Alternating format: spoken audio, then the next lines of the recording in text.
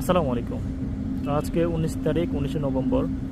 তো স্পেনের পার্লামেন্টের মধ্যে শেষ পর্যন্ত যে আইনের অপেক্ষায় প্রত্যেকটা ইমিগ্রেন্ট ছিল, প্রত্যেকটা ইউরোপের অবৈধ যে অধিবাসী আছে, কাগজ ছাড়া যত লোক আছে, যারা অপেক্ষায় ছিলেন, তো আজকে সেই গুড নিউজটা এসে গেছে।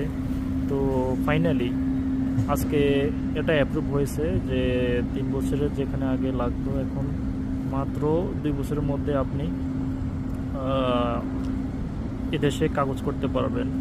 তো যারা এখনও এমফাদ্রোমেন্টটা করেন নাই, তাড়াতাড়ি করে নেন। এবং ইউরোপের অন্যান্য দেশে যারা আছেন, যারা এমফাদ্রোমেন্ট করতে চান, অবশ্যই তাড়াতাড়ি করে নেন। এবং আপনারা এসে করে আবার রিটার্ন করতে পারেন, তাদের সমস্যা নাই। তবে কেয়ারফুল, যাতে ফিঙ্গার যাতে না খান।